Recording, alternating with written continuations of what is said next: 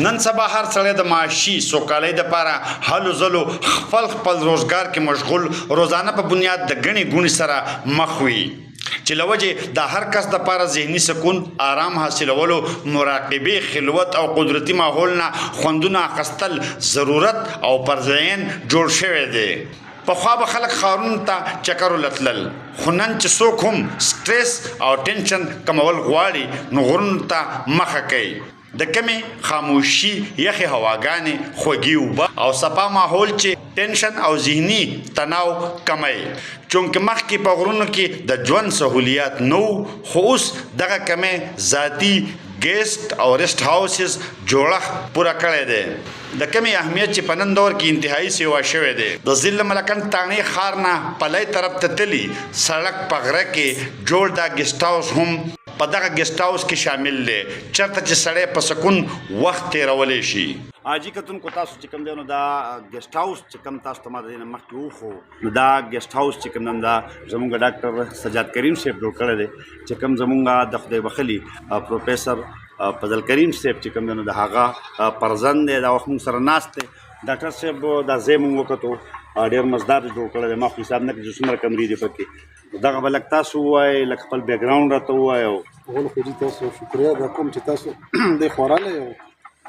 موږ سره کېناستی زه خو جي زما نوم دی ډاکټر سجاد کریم د تاڼې سره تعلق ساتم او خانداني د تاڼې لکه مطلب د 400-500 سال هسټري ده زموږ د تاڼې زما والد صاحب تاسو نوم واغستو فضل کریم صاحب چې دی هغه گورنمنٹ ڈگری کالج تانا کې 28 سال ټیچنګ کړی دی او بیا د هغې نه بعد چې دی 28 سال کې هغه د هغه د لاسه مطلب سیکټریان کمشنران ډاکټران انجینران هر قسم دغه او د هغه یو خپل انداز و ټیچنګ کې د هغه یو خپل انداز و ټیچران خو ډېرې خو د هغه خپل یو سټایل او د هغه چونکې سبق هم د داسې ځایونو نه ویلو لکه ګورنمنټ کالج لاهور نه اسلامیه کالج نه نو په خپل هغه یو شوقیه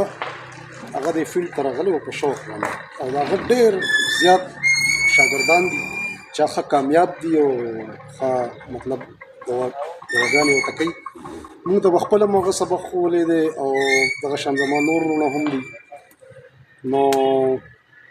د هغه دی اوس وفات شوی دی 2 کال تقریبا 2-3 کال وشو بیا آخر کې هغه اګرې کالج کې ایز ا پرنسپل ریټایرډ شو 5 سال هغه بیا پرنسپل وکړه اګره کې بس خلک یاد ساتي دواګانې ورته کوي بس دغه د هغې ډېره لویه کامیابي ده چې دومره شاګردان یې پرېښودي دي چې چېرته هم ذکر راځي بشمول زما زه هم خپل یو شاګرد پاتې یم زه به ورته دعا کوم الله تعالی دې مغفرت نصیب کړي ډاکټر صاحب تاسو ډاکټر یې ډیوټي هم چېرته ده او څه سپیشلټي ده ستاسو؟ ښه جي ښه زه یم ډاکټر سجاد کریم زما زه سرجن یم جي جنرل سرجن چې ورته وایي لکه کوم چې عام اپریشن نه وي لکه اپنډکس او تریخې او کولمې او دا دغه جنرل سرجن دی ته وایي زما پټخېلې کې ډیوټي ده او تقریبا دا مې اوومه تم کال دی پټخېلې کې هلته سرجیکل یونټ کې موږ کار کوو دا سوچ هم چې څنګه راغی د دې مزدار او ښایسته ځای هم جوړ کړی دی او نن سبا د دې سیزونو چې کوم دی نو تقریبا چې څومره خلک دی د چا وس رسي نو هغې غرونو ته ځي او ځان له دا ګیسټ هاوس جوړوي د ګیسټ هاوس متعلق دا سوچ تاسو څنګه راغی؟ اصل کې جي دا کوم چې د دې ځای د ځمکه ده خو زما خپله ده خانداني ځمکه او ګیسټ هاوس زما سوچ په دې راغلی چې د ریفریشمنټ لپاره داسې د ناستې پاستې یو ځای پکاري زموږ خپله کور چې دی خو په تاڼه کې دی هغه به کېدای شي تاسو لیدلی ومي تاڼې بایپاس روډ باندې دی کوم چې زما والد صاحب په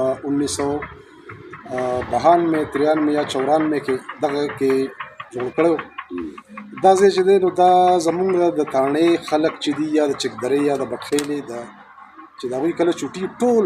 همدې غر طرف ته راځي جسټ فار ریفریشمنټ دغه شان دا ځای الریډي و نو موږ وایي چې راشه په دې داسې یو ځای جوړ کړی شي چې هغې کې زموږ خپل ریفریشمنټ هم کېږي یار دوست هم راځي خپل خپلوان هم راځي او دلته کې یقین وکړئ دلته چې سړی 3-4 غنټې هم تېرې کړي نو د پوره هفتې هغه تقاوت ته سړي تاسو پیسه خو داسې دي چې تاسو دپاره خو بیا دا ډېر زیات دی نو زموږ هلته کې بټخېلې کې ټول رش شروع شي او رکشې سوزکي او هغه نو د هغې نه چې زه دې خوا راشم همداسې یو غنټه هم تېره کړم هر ماښام نو زما ډېر زیات ښکلی د مایند بالکل ریفرش شي او فزیکلی منټلی دواړه زه ډېر ښه فیل کوم. نو تقریبا چې دی نو اووه اته کمرې دي دی کې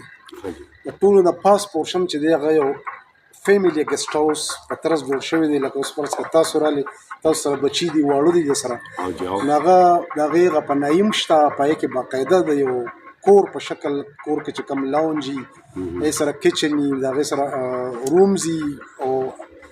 مطلب دغه شان سکرین وغیره پکې هم دي د هغې سره برنډې غولي کمرې او دا څه ته وایي کټونه کرسۍ پکې موجود دي نو فیملی دپاره د هغې نه بیا لاندې راشئ نو بیا درې کمرې موږ سره به د بل پورشن کې دي چې هغه داسې دی لکه میلز وي او مطلب فیملیز ورسره نه وي نو بیا په هغې کې هغوی سټیم کولی شي او هسې ګپ شپ هم لګولی شي او دمه کولی شي او مطلب چای پانی شربت ډوټۍ موټۍ ډینر لنچ وغیره دا کولی شي د هغې د لاندې چې بیا راشي نو بیا دا پورشن دی نو دا پکې لاندې او دغه شان دغه پارک د ګاډي پارکینګ دی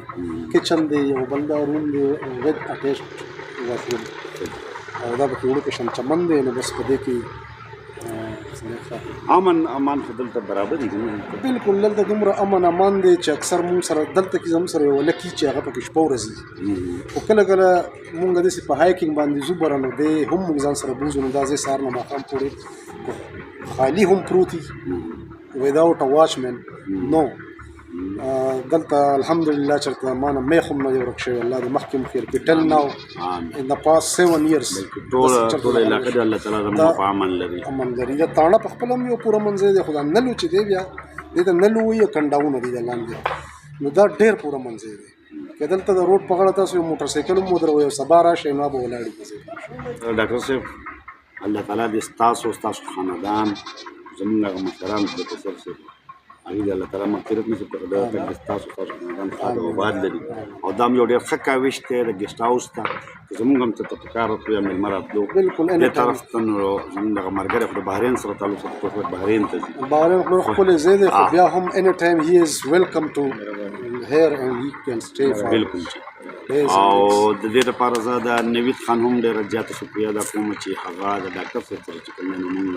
معرفي کړو او زموږ یو تعلق چې کوم دی هغې بنیاد کېښوده شو او مخکې به انشاءالله دا ټول تعلقونه دا څیزونه چې کوم دی هغه بیایو الله تعالی زموږ په دې وطن او په دې سیمې کې امن راولي ډېره مهرباني دي الله مو خاطر وساتي